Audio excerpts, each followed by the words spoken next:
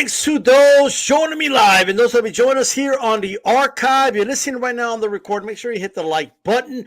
You know the drill. The goal is 100 likes. I'm being joined by my co-host, Cali X Boxing, right here in the building. Make sure you subscribe to this channel. We're live on X and on YouTube. If you haven't already, come on the YouTube channel, D-Style Boxing, subscribe, hit the bell, hit the notification. And we're being joined by the one and the only Terry Lane. Thanks for joining us, brother. How you doing? I'm doing well. Happy to be on with you guys. How are you guys doing? Good, good. Look, we've talked to a lot of sons of legends, right? Like we talked to but there's usually fighters, right? And you are the son of, in my mind, a legend. Mills Lane. Let's get it on. He's just a well-known guy. And I was telling you offline, I'll never forget where I was when Tyson bit Holyfield's ear. There's just things that people don't forget. I remember it was in the back room of my grandparents' house. I was sitting next to my grandpa, who was a big boxing fan as well. And I'll never forget my grandmother's reaction to it, like what's going on here. And I'll never forget how they continued to fight, and then he did it again, and he had to get disqualified. And your father was a part of that, right? And you were telling me all the other crazy fights that your father was just like fight after fight after fight. Go on and tell the audience about what you told me about like all the other fights that your dad was involved in, even after that fight or before. Well, it seemed like my dad got all the crazy ones. A few years before the earbite fight, when Tyson was comfortably sitting in prison, Evander Holyfield and Riddick Bowe had their rematch, where the fan man flew in the ring. I was actually at that fight, and the fight was delayed for a really long time. And my dad, first of all, I'm glad the guy caught the top rope, because that steel fan was going right into Pops without the ring protecting him. And that was really crazy. But I didn't know it was crazy, because at the time I thought, oh, this is just a big fight in Las Vegas. Just maybe crazy shit happens. I don't know. But then right after the Tyson Holyfield earbite fight, 3 weeks later, something like that, in Lake Tahoe, Lennox Lewis fought Henry Akinwande, also a world title fight. And Henry Akinwande did not win a fight. He just kept holding. And so my dad had to DQ that guy after DQing Tyson weeks earlier, just, up in Lake Tahoe.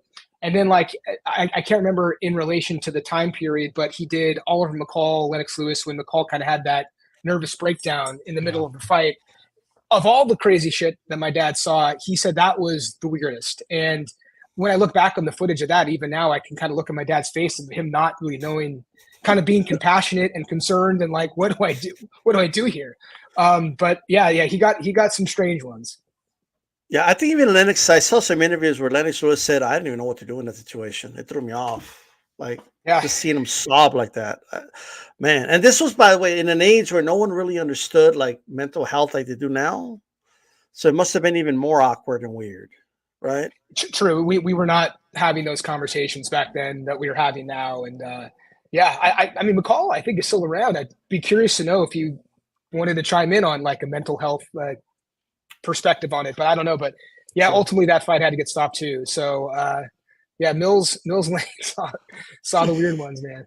So I have a couple of questions for you in regards to your dad. So one of them, I don't know if you've ever been asked this or what, but so we all know his famous catchphrase, "Let's get it on," right?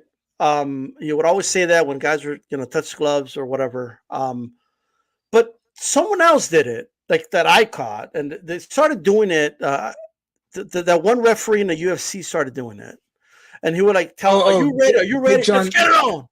John McCarthy, yeah, John McCarthy. Yeah. Do you think I don't know, he was kind of stealing it there? In my mind, he was. Absolutely, he absolutely was. I actually we did have my dad at some point, at the advice of some attorneys, did have trademark on "Let's Get It On," the phrase. Our company now has something like that, but there was a deal and an actual arrangement worked out. I was in high school, so if my memory is not the best on this, and I don't have all the information, but I think there was an actual arrangement. But my dad was cool with it. He's like, "Oh, that's cool. Someone else is using it," and it wasn't "Oh shit, to heck with that guy." But yeah, you're absolutely right, John McCarthy. Okay, so but when you say something was arranged, did your dad get something out of it, or? I don't know, really. It wasn't much of anything. If it was, I think it was just maybe a formality of getting permission to use it. or like he argued if he said, "Are you ready? Are you ready?" That's different enough than saying, "Just let's get it on." But again, trademark law is just not my strong suit. Because like And I don't know what happened. So years ago, I was still in high school, right? I'm at a friend's house, and they invited me to watch some UFC, right? And I know, like, one of them was like, "Yeah, they're gonna do. Let's get it on." And I was thinking to myself, like, is Mills Lane like doing MMA fights too? Like, what's going on? And then when John McCarthy did it, right? I was like, "Hey, he's ripping off Mills Lane." Like that's, and they didn't know who Mills Lane was, and it was pissing me off, right? Oh, Because gosh, man. like I was like, come on, like, that's Mills Lane's line. They're like, who's Mills Lane? Like the let's get it on guy. No, that's it. Let's get it on guy. No, he's not. So it was just like, Yeah. And at that point, with the younger people, I think one of the reasons he had to protect it because Celebrity Deathmatch wanted him to use it on MTV, and so this was all happening at the same time. So anybody who's younger than me who knows my dad, a lot of the time it's because of Celebrity Deathmatch. So that's right. I forgot about that.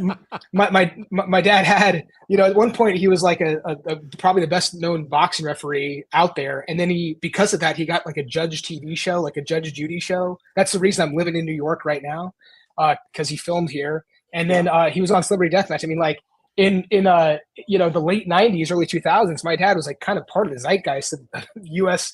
pop culture in a way. So it was a wild time, man. It was a wild time. He has to be the most famous boxing referee of all time. I can't think of anybody who would come close, right? In pop culture, I would think so because especially after the Bite fight, like he had all these other like he was on Jay Leno, and like I mean he did break into these other things because of that. But my dad was like the least Hollywood person ever. He did not give a shit about fame. He did not care at all.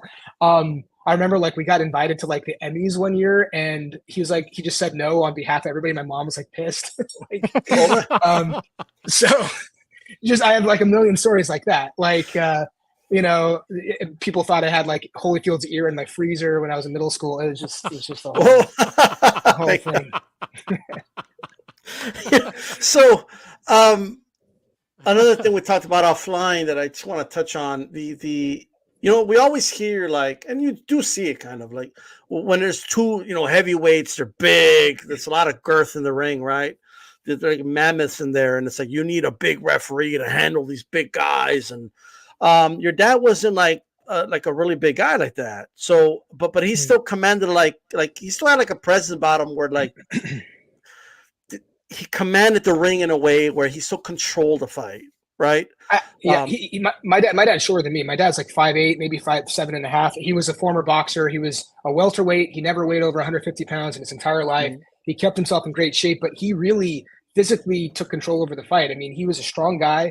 He was a little guy, but I'll say one thing, kind of doesn't answer to your question, but like my dad fired himself, which we don't see with referees. My dad said at a certain point, I'm going to not be able to move around as quickly. I'm not going to hear the bell as well. I don't want to lose a step and have that be something I really, really regret. My dad saw a lot of scary things in the ring and saw a lot of scary things, happen when he was just at fights. And so my dad said, I think his last fight was like a Tommy Hearns fight in '98. He said, I'm done. That's it. And then he kind of got into the business end of boxing a little bit after that, which is kind of why I'm here too. But like, yeah, I got to say, like, we do see officials, both judges and referees, go way past when they should. But it was so important to him to be physically able to handle a heavyweight title fight or anything. Sure. I was going to ask you how you got into you kind of just answered that, how you got into the business side of boxing. Was that the natural segue right there? Well, I mean, obviously boxing was just a part of my childhood, my life. And I was kind of oblivious when you're in middle school and high school, and all I cared about was like, talking to girls or whatever. And I was a terrible student, but my dad got into promoting actually with like Tony Holden. He had a partnership. That was the first Let's Get It On promotions. They actually had the American rights to Prince Nassim Hamed, and they were co-promoters in that Barrera Hamed fight. So they did a lot of smaller shows on ESPN, and Tony Holden is a great guy. I know he just moved to Bali and kind of retired himself, but that was a great partnership. But then my dad had a stroke in 2002, which like just everything halted, like all of the opportunities, all the TV gigs, everything just like stopped at April 1st, 2002. He had a debilitating stroke, and up until, he passed away in December of 2022. And that entire time, my mom just took care of him, and with a little bit of help by me and my brother. But when that all happened, I was in college, like a freshman in college, and we kind of thought, my brother and I kind of were like, yeah, well, we'll just kind of take over the business and start promoting shows. So in 2007, we started promoting small shows in Reno, Nevada, which is my hometown, and still keep a promoter's license. I still do a lot of work with Top Rank, and but that road kind of all led us to this Chinese project and somehow Zhilei. So here we are. But it was just kind of taking over where my dad left off, and man, we learned the hard way. We didn't have much help. We definitely like kind of learned every aspect of the business, definitely the hard way. So how long has the I call him Zhang. That's just how I pronounce it. How long has that project been going? Because people don't realize, like, he's sort of flew under the radar for a long time. He didn't really get on people's radar till the Hrgovic fight. But he's been fighting in America since 2014, since he turned pro. He's been here for a while. So how have you guys guided his career, and when did you get into the picture with him? So there's actually like kind of two stories into one here. I had some contacts in China from high school. So did my brother, and a promoter, and I've agreed to not say names, but a promoter needed some resources and some help in China because he had a relationship with the Chinese national team, and he had 3 fighters that he wanted to turn pro. This was back in 2013. Chinese fighters didn't turn professional then. They always stayed in the amateur system. But there was Meng Fenglong, Zhang Zhilei, and Zhu Shiming. Zhu Shiming ultimately signed with Top Rank, and so we had these 2 other guys that we were going to sign. We made a new partnership, startup promotional company, and it was actually us that gave Zhang Zhilei his first pro debut in Fallon, Nevada in 2014, August of 2014. So it'll be 10 years this August. After that, our partner, who's a terrible person, had other toxic people pull the fighters away. It almost got to a legal point. Ultimately, it didn't. But yes, Zhang, we stepped away from it. It was a toxic situation. Me and my brother just said, you know what, we're done with this. I was bummed out. I was so upset with this situation. I wanted to get out of boxing completely. I mean, I was burned by like the worst of the worst. Lost a bunch of money. But like we started noticing that like Zhilei was still fighting, but not on TV. In these podunk shows, like where, kind of beneath an Olympian silver medalist. And ultimately in 2018, 2019, he and somebody else involved in the process and involved with Zhilei reached out to us for help and said, we're stuck. We have terrible promoters. Our careers are going to hell. Can you help us? So like we already had built up this relationship from years ago, from 4 years earlier, and they trusted us to some level.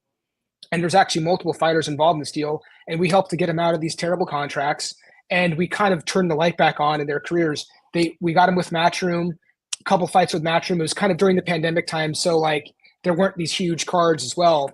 But yeah, it was the Hrgovic fight that, again, a fight that nobody wanted to take. Everybody like turned away from Hrgovic. We were like 7 people, like 7 people turned that down or something. And we said, if it comes to us, we're doing it. And we took the fight. I think we should have gotten our hand raised. I think Zhilei should have gotten his hand raised, but he didn't. And that was the last fight with Matchroom. And then we ran right into a Joe Joyce fight, or 2 of them. And kind of here we are now. So, he should have been promoted better. He should have been fighting on TV. But it was like the dark ages for his career where he was fighting in front of nobody. And thank God he reached out to us for help. And I'd like to think we helped him out a little bit, because here we are now. Yeah. Oh, 100%. I'd say big time, because he's gone on this weird, it's been a lot of times you see these guys go on these runs earlier on because earlier in age. He's 41 now, and he's going on this run now where he's Hrgovic, Joe Joyce twice, Joseph Parker, and Wilder. That's a hell of a run to go on. And 2 of his losses were close. They could have won either way. Inside of 22 months, those 5 fights. And when I like put that on Twitter, people like came for me like, well, what about Usyk? No, Usyk undisputed. He's the king of the heavyweights. But like he had in that same time frame, he had 3 fights. So I'm just saying, like, look at, like, results aside, look at that resume and a guy who's 41 years old doing it and just running towards the fights that no one else wants to take. But so I'm really proud of him. And it's not, I mean, I'm a small cog in the wheel. This is Sean George, our trainer, Zhilei himself, my team, our team, everybody's just been, we've put our foot to the gas pedal here. At the post-fight presser, I heard, Warren say, Frank Warren, like, about maybe we should think about getting you a fight in China. Like, how realistic is that? Is that a realistic possibility next? It's never been more realistic than now, and it's something that we've been working on for a couple of years. And like, a boxing exists in China, but not to this level. Mm-hmm. But because of Zhilei's success and because of his popularity that's just growing by the day, we have a few different groups and a few different options. We can do a fight there. We can stage a fight there. We would love to do the Parker rematch, assuming they get AJ and Dubois across the finish line, which I'd be very surprised if they didn't. I think that will get across the finish line. We know that Usyk and Fury are tied up because they got the rematch in December. To us, we would like to bring Joseph Parker for a rematch to China. That's something that it's just too early to tell. But if I could wave a magic wand and I was king of all boxing, I would do that.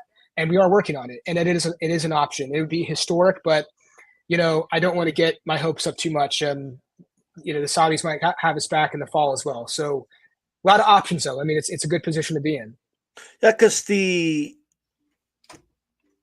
so ByteDance, which is the parent company of TikTok over in China, yep. It's Zhang is basically the most looked up fighter. Like, yes. By far. And there's a couple of MMA fighters that are pretty popular too, but like it's almost not even fair to say he's a boxing star. He's kind of a national hero at this point. The engagement, the buys are not that high when we do the pay-per-views and we do the partnerships, but the engagement with the clips like after and the hashtags, like they're getting insane numbers. So he can't walk down the street or in an airport in China. Like he's that big. He's there now. He's there now. I mean, he's doing his media obligations. He's got a month of just sponsorship stuff, photo shoots. I mean, he's doing all that. It's part of the job. But he's kind of looking forward to getting back, I think, and kind of seeing what's next. So that's the thing, right? So you mentioned like the buys aren't that good. Well, why do you think that is? Is it like a lot of two things? Two things. It's like pay-per-view. Like, China is very different than the U.S. or the Western world. Like, pay-per-view is not a thing there. People expect things to come for free. People like to pirate things, content.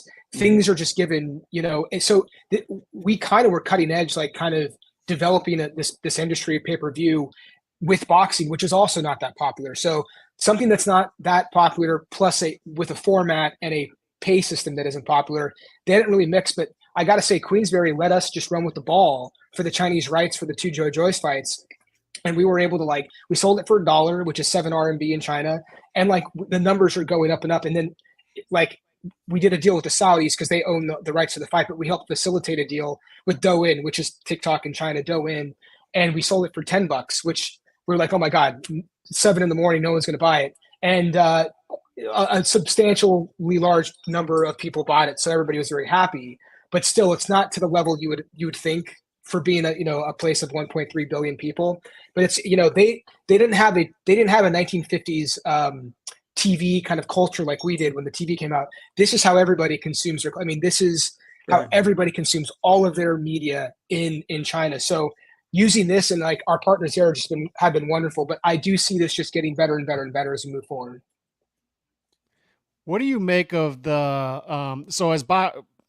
Eric and I we view this as boxing fans. We try to keep it there. We bring people on, fighters, managers, promoters, etc. But as a manager, how do you view the Saudi project right now? Because as boxing fans, it's been like Christmas for Turki Al-Sheikh to come into the sport. And sort of, it seems like everything is just streamlined now. As boxing fans, we've heard over and over about why this fight can't be made, why that fight can't be made. And this guy's making a handful of fights on each card that we've been asking for quickly. What do you make of it as a boxing manager? Well, I mean, I got nothing bad to say about it. I want to speak to some of what you just said. He's cutting all the red tape. Turki Al-Sheikh is absolutely cutting all the red tape. And the one company I'd like to get on board more is PBC because they have Tank, they have big names. I don't know.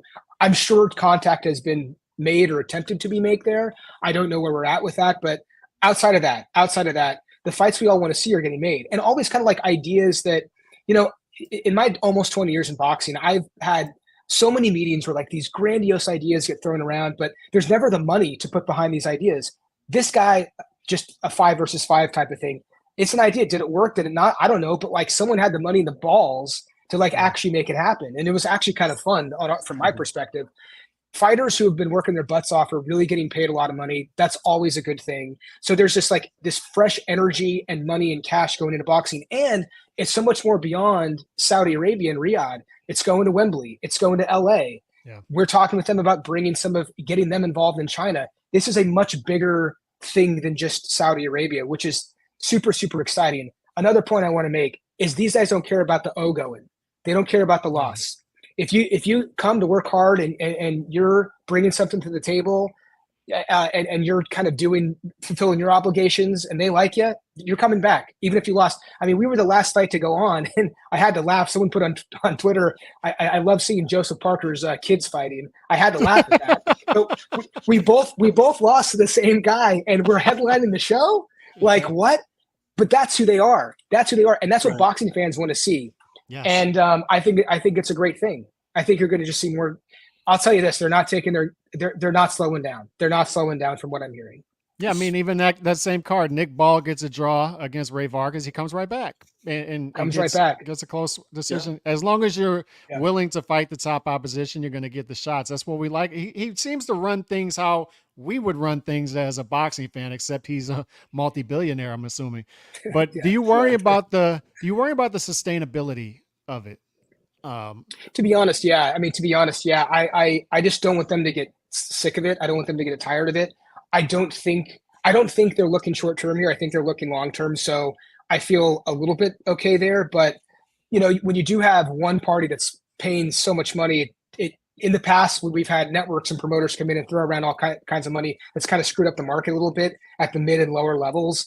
But like I think they've got the right since they're working so closely with the promoters. I do think that the George and Frank Warrens of the world are like helping to steer the ship a little bit and make them look at this from a long-term boxing perspective. So am I concerned? Yes. I'm going to remain a little optimistic though right now for where we're at right now. Well, look, if they're going to throw money around, at least they're giving us great fights while they're doing it. So yes, so Turkey Al-Sheikh is a fan. He is not interested in dumbass fights, and he's just not. And if you show, to my understanding, I haven't had these conversations, but if you're talking about wanting to stay busy or fights like that, like he doesn't really take to that, from my understanding. So look, but it's like I love the fact that you get a loss, you get a draw, you can come right back.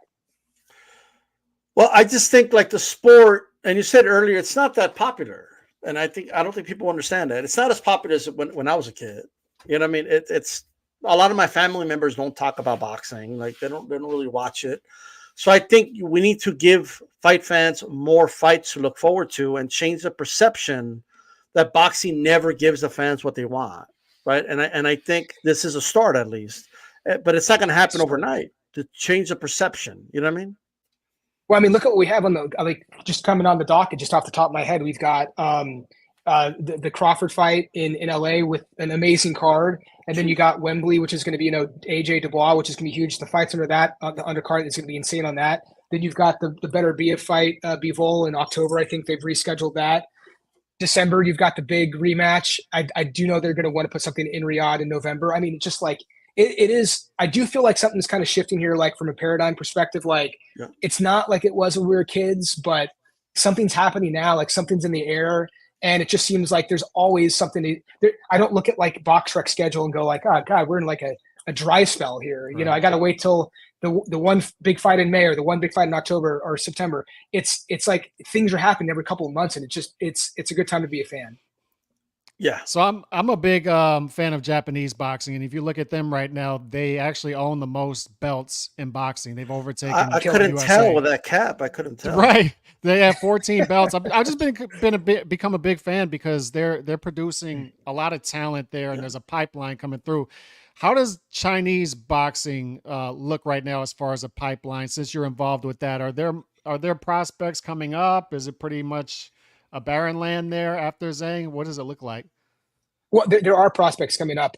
Again, it's still kind of difficult to navigate because you have to work with the government in China. We have to work with the government, and the government really likes their gold medals in the Olympics. They like their national games, so they're open now to fighters, entering into the global professional ranks, and like Zhilei has. And this is all a lot to do because of Zhilei and his success. But there is talent coming up. How you cultivate that talent, getting the right coaching, the right sparring, that's still behind Japan and South Korea and the Philippines, but we're getting there. I mean, we're getting there. There are gyms there. It's just a matter of one person kind of trailblazing and really kind of exploding things open. I think Zhilei is the guy to do that. But our partners over there, there's going to be a lot of shows happening there. And the great thing is, it's like they're going to be kind of Asian centric shows. They're going to probably be shown on like Douyin and TikTok, but they want the Japanese fans over there. So not only are we going to get talent from China, we want to host the fights in China and bring the Filipinos, bring the Japanese. It's an 1.5-hour flight, to like Shanghai from Tokyo, and it's all going to work on the same time frame. Even guys like, Joe Parker, who's now famous in China because he beat Zhang Zhilei, he could fight on his home time zone in New Zealand. So there's a lot of again, it's a global sport. Just with the numbers in China, I think, Chinese boxing and Japanese boxing could go hand in hand and work together, hopefully. But the big difference is in China, you're really realistically looking at a guy not till he's around 30 turning pro. Is that like what we've seen for some Eastern European guys, right? It's similar to that. It's similar to that. And look, the government has a lot of say in it. But I think now we're trying to find maybe like a hybrid situation where you could do both. You could do amateurs and you could do pro. I'm actually representing the fighter Meng Feng Long, who's I think one of the best light heavyweights in the world. He could go up to cruiserweight and lick everybody, I think, but he decided to go back in the amateur system in China. His only loss was to Jean Pascal, and I think he won that fight. So, but it just goes to show you that we're still kind of working through like how this would even look. Yeah. What can you tell? How is boxing viewed in general in China? Is it like a negative thing, a Western thing? It's a Western thing. It's not negative. Actually, for years and years, every Sunday they have championship boxing on CCTV5, which is their state sanctioned sports channel. Their state sanctioned ESPN almost. And they buy a championship fight. They pay nothing. The promoters hate them because they don't pay a lot of money. But then they show a championship fight every single week on Sunday. So there's a level of exposure there. But they never were watching their own. They never were watching a Chinese male or female fight. And so now there's some demand to see Zhilei. And so things are changing. And I mean, gosh, the first Joe Joyce fight was April of last year. So we're only talking about several months of this kind of changing. And we're trying to kind of take the tiger by the tail here and try to get things figured out. But it's more of a national pride thing, but we're giving them a reason to follow boxing in general, because now the news is following who's ranked in which sanctioning body. What does that mean? What are the implications for Zhilei Zhang? And so there is a change happening. It's happening very quickly. I just hope we can turn it into something positive. So of all the fights that Zhang's been in, right, recently, from Joyce, let's throw Hergovich in there, Wilder, Parker, of all those fights, which one made you the most nervous? Oh man. What made me the most nervous? I don't know. I think maybe the second Joyce fight, as crazy as that sounds, because it was something where I think after beating Joyce, there was first of all, there were UK judges, and even for the first Joyce fight, we battered that guy, and then we were behind on the scorecards, I think on a couple of judges' scorecards, which was insane. So I was like, now we got to go back there. What? We got to go back there. And I was upset because we actually had an operative date to fight Tyson Fury in July, right back into it. I was like, okay, this is the payday. We want this fight. This is good. But then Joyce enacted the rematch clause. I was bummed out. But there was just this narrative that he was coming on and, Zhilei is going to gas. And so I was like, gosh. And then he was an underdog, with the betting sites. And I'm thinking, is there something here that I'm not seeing? I feel good. He's looking great in the gym. Is there something that I'm not seeing? So I just kind of talked myself into a tizzy about it. And I was more nervous for that fight, but he had a spectacular knockout. And you know what? We should have been more nervous about the Parker fight. Parker's just a veteran guy. I don't want to make it sound like I'm taking anything away from Parker. He was a better man that night, but I think Zhilei gave the fight away more than Parker won the fight. Zhilei just didn't fight for 4 rounds for some reason. And like, he was like, I wasn't gassed. I thought I had a huge lead. I just kind of froze. But maybe the whole team took their eye off the ball a little bit, was a little too overconfident. But that's the fight that we wanted, either Wilder or Parker, and we got those back to back. So, I mean, I can't complain. But I think he just gave that fight away against Parker. But I wasn't super nervous during that fight because Parker wasn't, is not known for being a huge puncher. Yeah, that was where, as somebody who follows and bets on boxing quite a bit, it baffled me, the second Joyce fight. I was like, how is he the underdog? And then even the Wilder fight, I was like, how are the betting odds this close? I don't get it. I felt as soon as that fight was I hope made, it helped you. Yeah, it did. As soon as the Wilder fight was made, I was like, this is a knockout. He's going to knock Wilder out. I didn't get the betting odds. You know what's crazy about the fight went the way we thought. Yeah. Because it's crazy because like we actually interviewed Oscar Valdez a couple months ago, and he even said like going into the Burchell fight, he was very confident he was going to win, but then he started listening to people like, why am I a 6-1 underdog? Well, why am I like are they right? And he had to like snap out of it at some point. He started believing it, right? It like messes with your head, I guess. Is that kind of what you were going through, even it was briefly like, going into the Joyce rematch?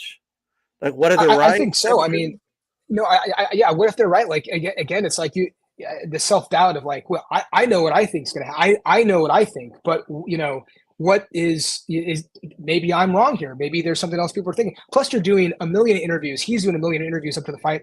And they're asking you like these questions. So it's like, hey, people thought that Joyce was coming on, like he was going to knock you out. Like, what do you think about this? And it was like that, like 100 times in a row. And look, Zhilei's much, he's smart and he's probably got a stronger head than I do because I was getting freaked out. Obviously, he wasn't. So maybe it didn't affect him as much. But like I was gonna start licking windows, like over there in London. I was going so crazy. So the last Zhang question I wanted to ask you was, he's fought 6 times since May 2022. You alluded to his, that's 25 months. He's fought 6 times. That's hyperactive for today's day and age. What do you think about activity? Is it pretty much a thing as he's 41 years old? We got to get these fights done. Let's get to it and try to get as many fights as possible and roll him back out every 3 to 6 months. Is that the operating procedure here? Well, to be honest, I don't even know what's next. I don't know like who, when, and where. I mean, I hope it's Joe Parker in China. It might take a couple more months to stage the fight. He likes being active. He's in the gym. He doesn't do anything else. He has like no vices. He likes being active. I will kind of yield and follow the lead of Zhilei and Sean George, our trainer. But like Zhilei really prefers activity. He's old school in that way. And plus, I got to say, like, he's older, yes, but he doesn't have the boxing miles on him. And being a heavyweight, he hasn't had to cut weight. That takes a toll on the body over time. So he's more of an old school guy, which is why I love working with him. He makes my job very easy at times. I think he would prefer to be more of a 3 times a year guy and not a 2 times a year guy, or even a 1 time a year guy, not that. Because then the thinking is, if you stay out of the ring, and then he sits there and is not in the gym, and we force him to take a break, and then he's gaining weight, and then he's antsy, and like that's not good. He just likes to keep in the rhythm, and we are kind of in a rhythm, knock on wood. So I hope whatever comes next, we learn about it, sooner than later. Yeah.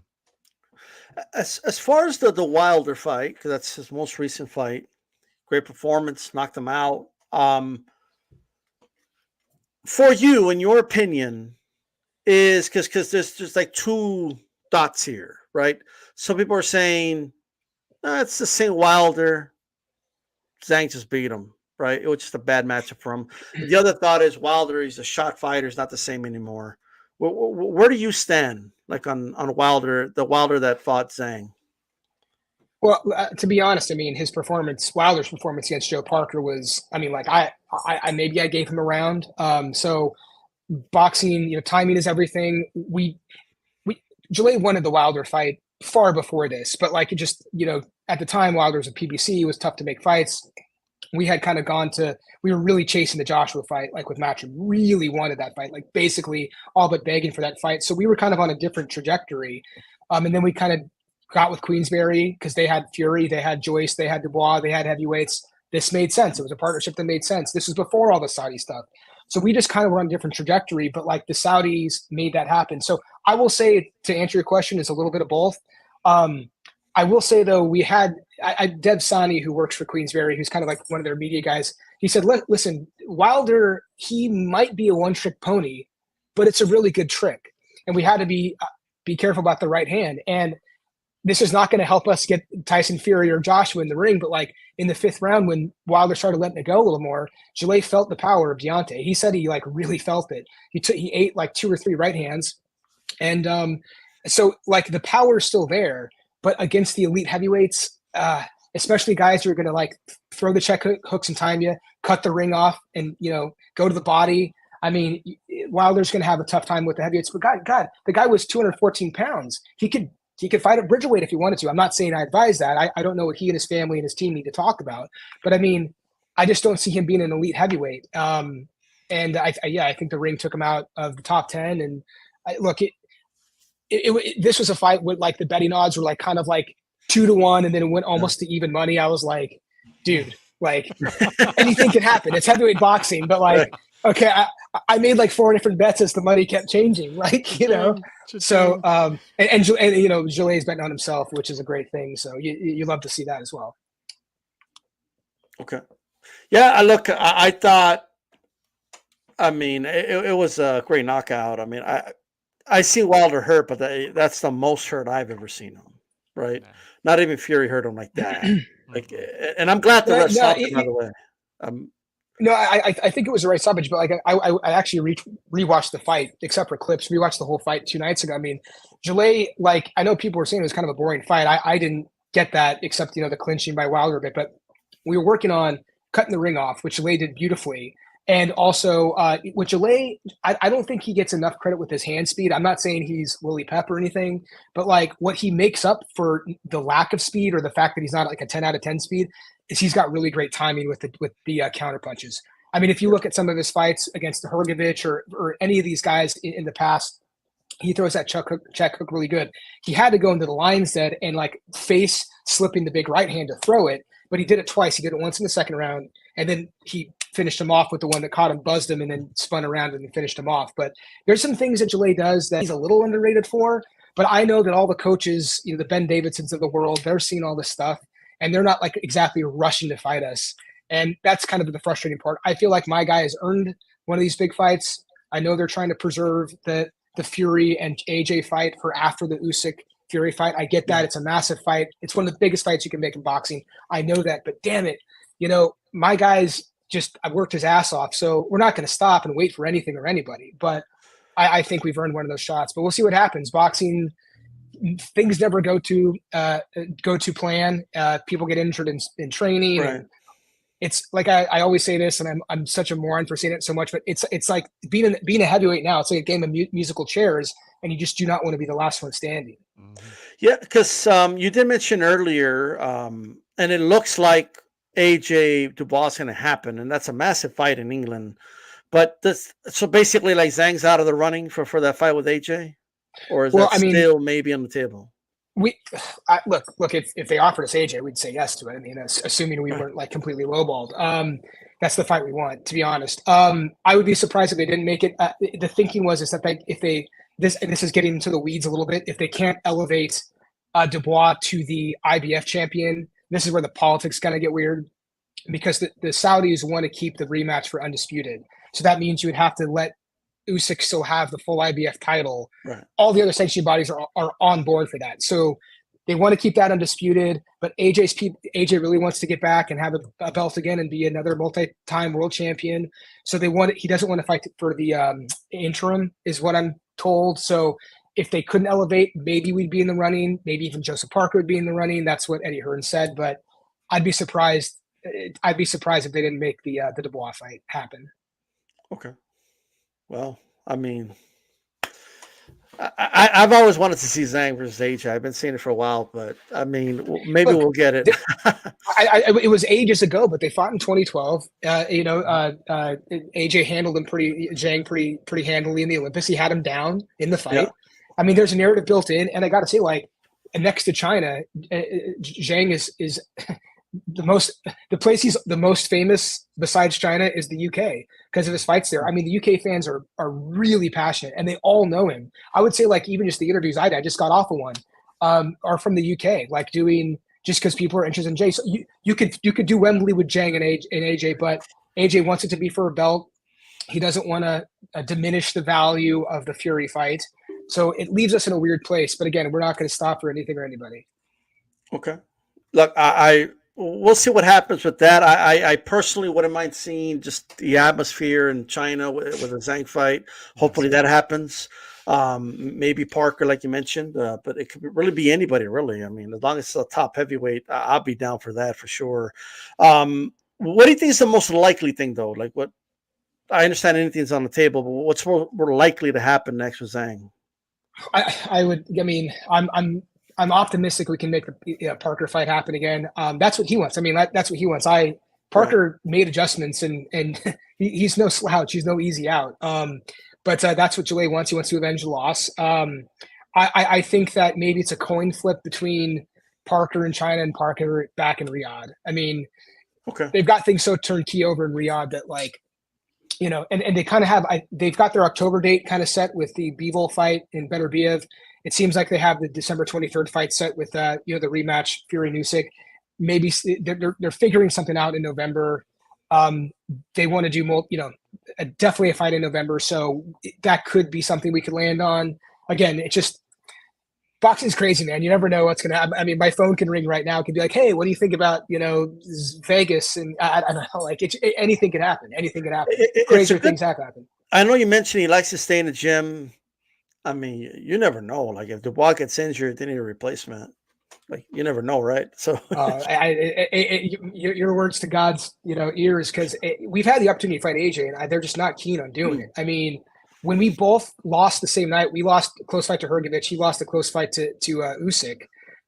We were done with Matchroom. If they wanted our contract to renew, they could have given us AJ. And like, we had like a phone call about it, and then it went nowhere. And it was kind of like, okay, we're going to stop chasing. But that's the fight we want. And listen, it's a tough fight for us, a tough fight for him. But I think now with just the profile that Zhilei's kind of built up, I mean, listen, if there is no Fury for some reason, or if there is no Dubois for some reason, hey, look, it's not going to be a hard fight to make. Look, we talked to Russ Amner about 2 weeks ago, works in the corner of Usyk, and surprising to me, he actually isn't really against, like, undisputed champions being stripped, because he feels like the sport it has to keep moving, right? So that was surprising, because he's like, but that's his opinion. And did you share that? Like, do you think, like, once a guy becomes undisputed, I know the Saudis wanted for undisputed the rematch, right? I don't think it's necessary. I think we know they're the top two guys, so they fight. If the IBF isn't on the line, it's not it doesn't devalue the fight to me. But you can give other guys, like Zhang should have an opportunity to fight for one of those straps against somebody. Parker, I think, has earned it as well. So if they could fight for, I don't know, I'll just throw one out there, the WBO, whatever. Are you in favor of that? Like once a guy becomes undisputed, like just. Well, you're coming. I'm glad you said what you said. It doesn't devalue it. A fight not being for a complete undisputed is not to me devalue a fight. But I am an interested party, so I'm not coming from an objective perspective here. You got to understand, when these fighters go through these like interim belt fights or even these eliminator fights, they're paying the sanctioning body fees. They're paying to play ball. So you better follow your rules if you got people paying, because then the lawsuits start flying. So it is. I do think that it's special to have the undisputed fights. Those are fun and special, and they happen once in a blue moon, which makes them even more special. But look, other guys are not only working their way up through their blood, sweat, and tears, but they're paying the sanctioning bodies.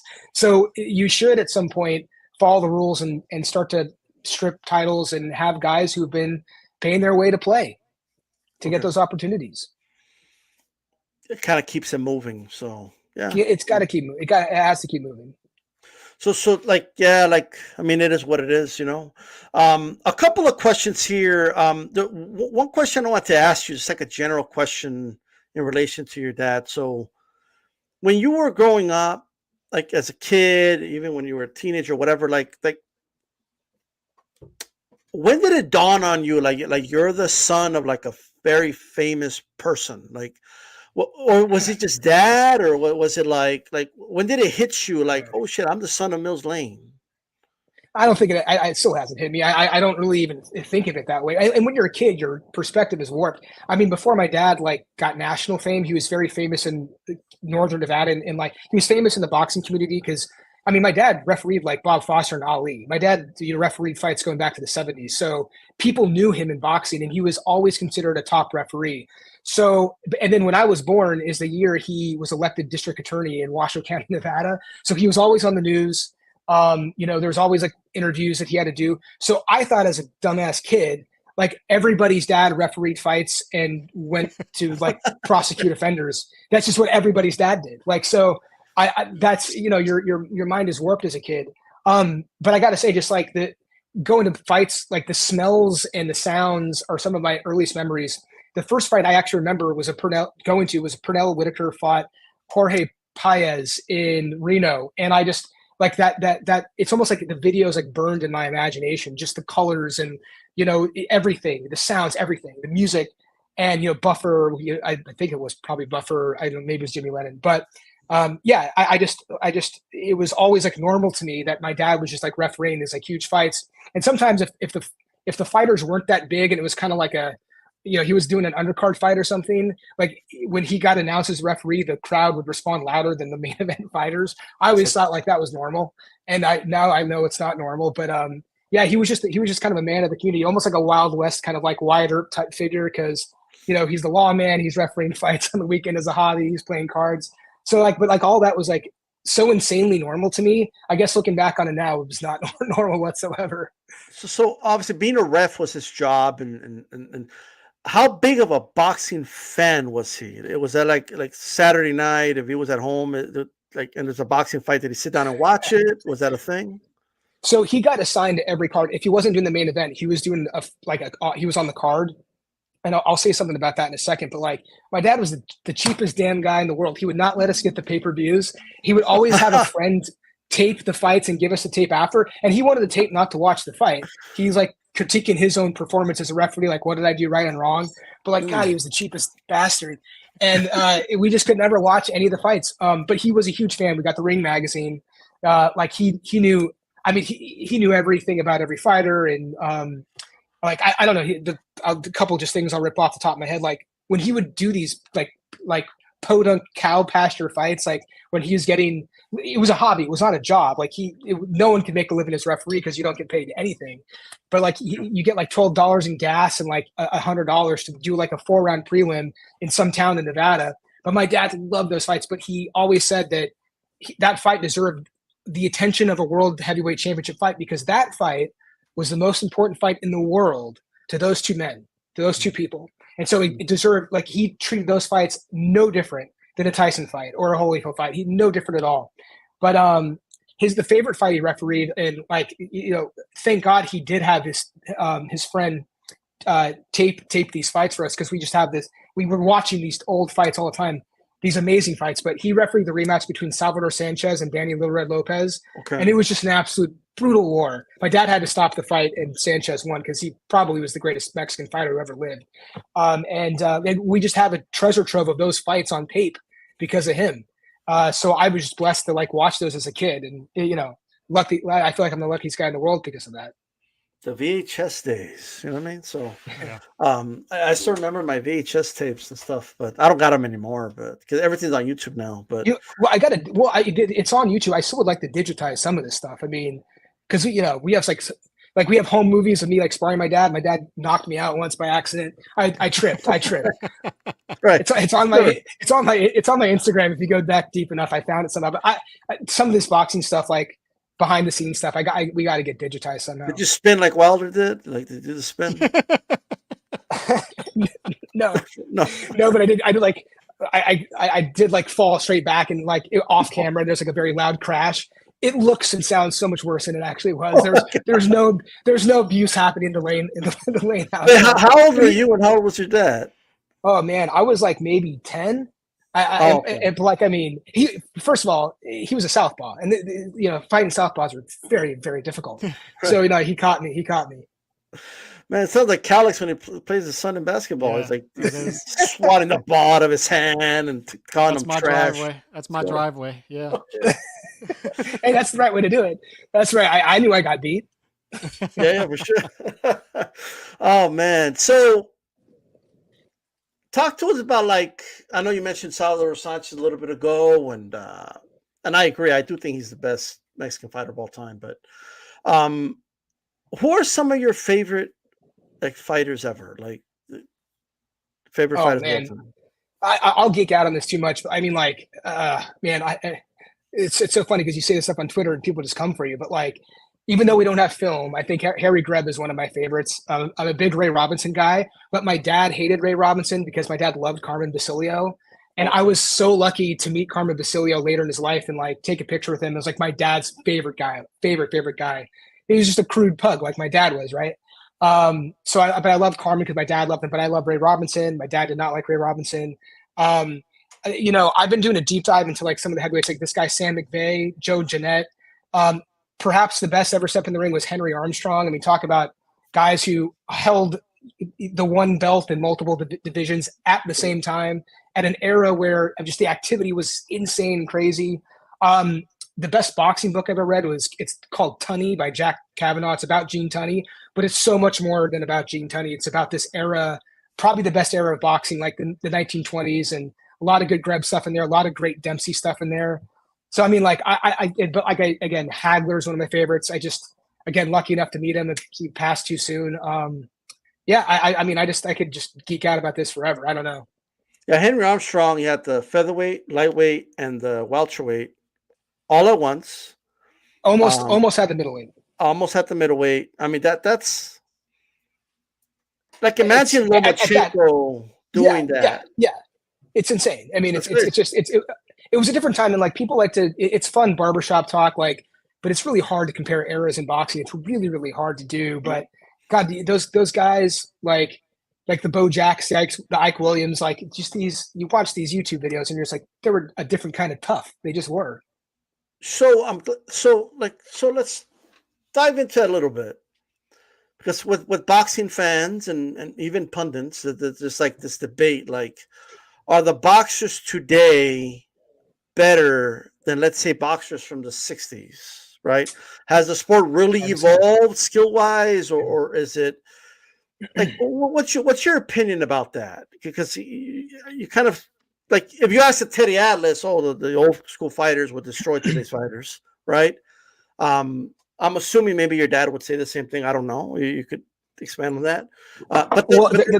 Yeah, it's hard. Well, it's going to end with this. And then, like, I saw a video by Kelly Pavlik, and he actually said that today's fighters are more explosive, they're better, they're more athletic and more skilled. So that's his opinion, right? But like, how do you feel about it? I don't know if I land one. I don't have a strong opinion one way or another. Like I know I'm an old man. I'm getting up there, man. You know, gosh, the gray hairs are starting to go. Thank God I got my hair. Thank you, Mom. But like, it's so hard to compare. I'll say one thing that it'll never happen. But my dad was a big advocate of it. Was the same day weigh-ins.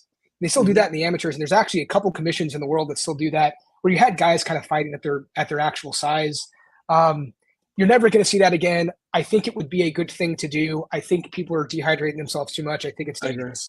I love the activity of the olden days where this was their job and they fought every few weeks.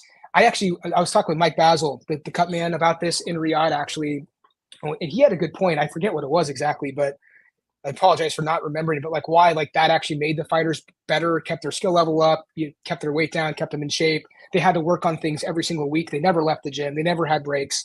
But it's just so hard to compare the eras. It's just so hard. I'm just a fan of boxing. I'm a boxing historian. There are people today fighting that are legends in the making and are doing great things.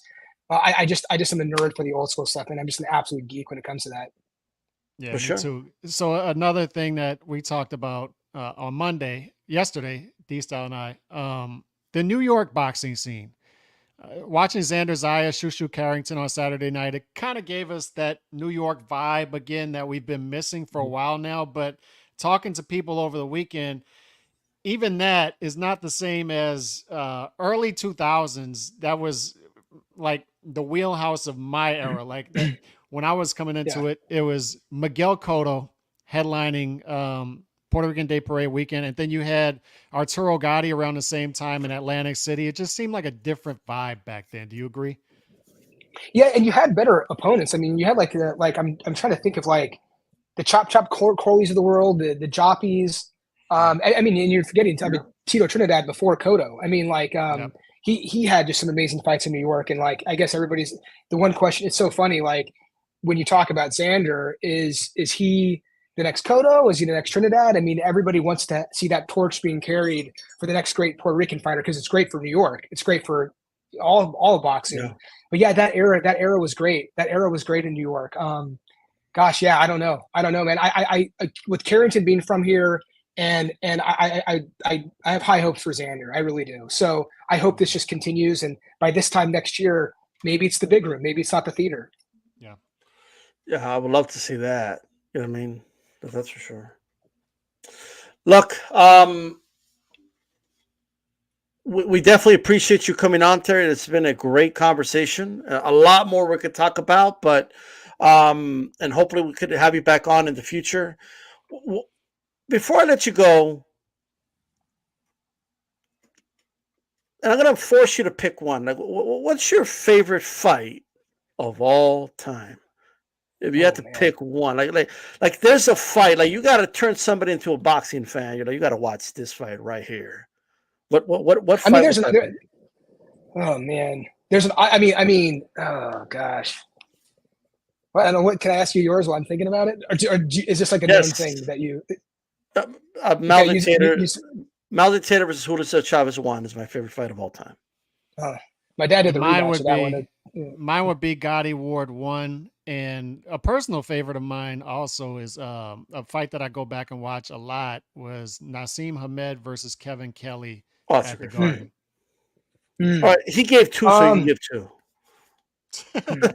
Well, no, Gotti Ward 1 was like, but like that sounds like it's such an answer that you have. It's boring, but it's cliche. But there's a reason it's cliche. Like, like can I have to stick with that.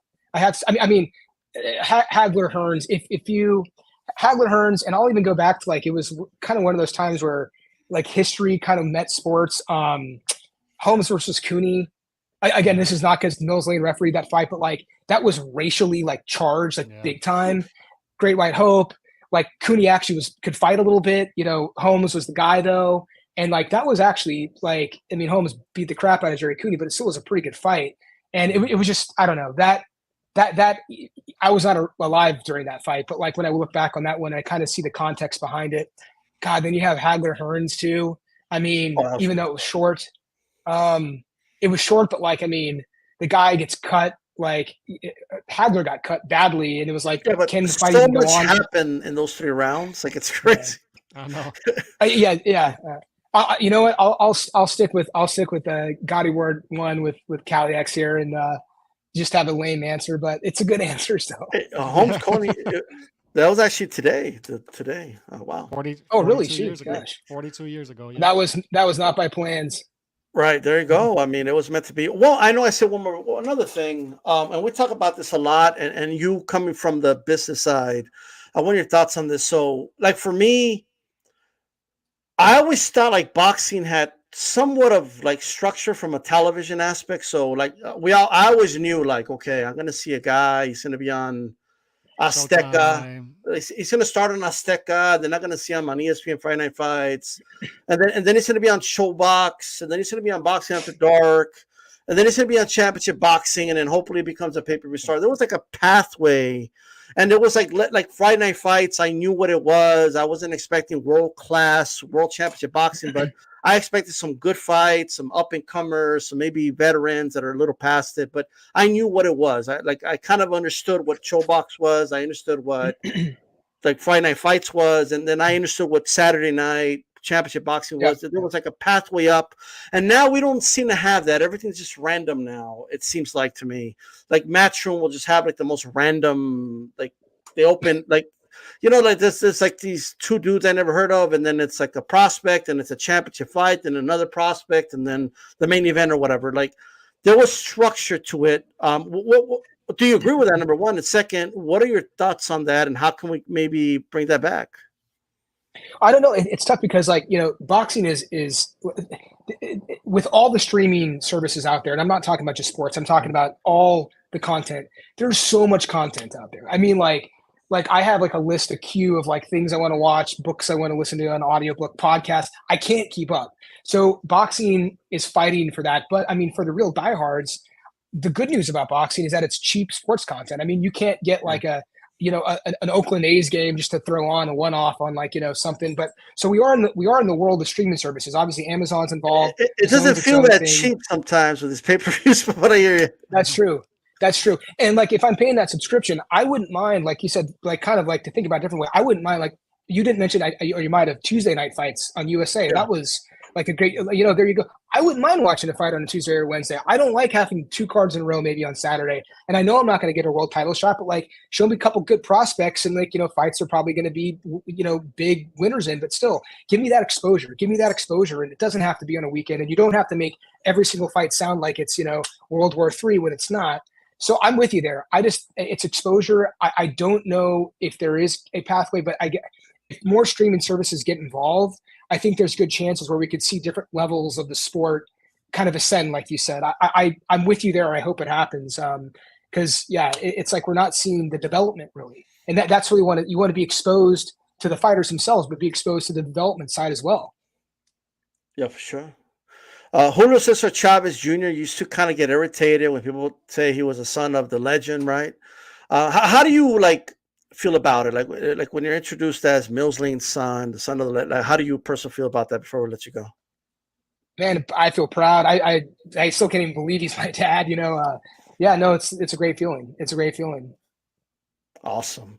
All right, Terry, you have a good one, brother. We appreciate it. Thank you for your time. Thank you guys. I'll be back on if you want me anytime.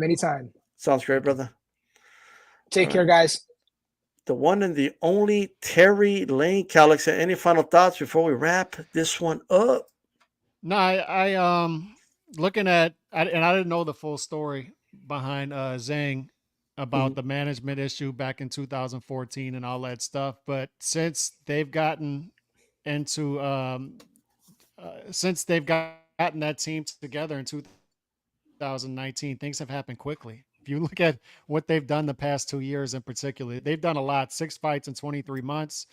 And the quality of the fights. You talk about Hrgovic, Joyce twice, Parker, and Wilder. That's one of the best runs in boxing recently. Handful of fights, and more to come likely. I hope they land their Anthony Joshua fight in the future. I hope they get their fights because they deserve it.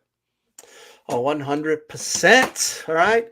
Well, guys, we appreciate you guys tuning in. We're going to go enjoy the rest of, at least I'm going to go enjoy the rest of my Tuesday. It is my day off. It is a wrap. This is D-Style Boxing. Keep it boxing, and we are out of here. Peace.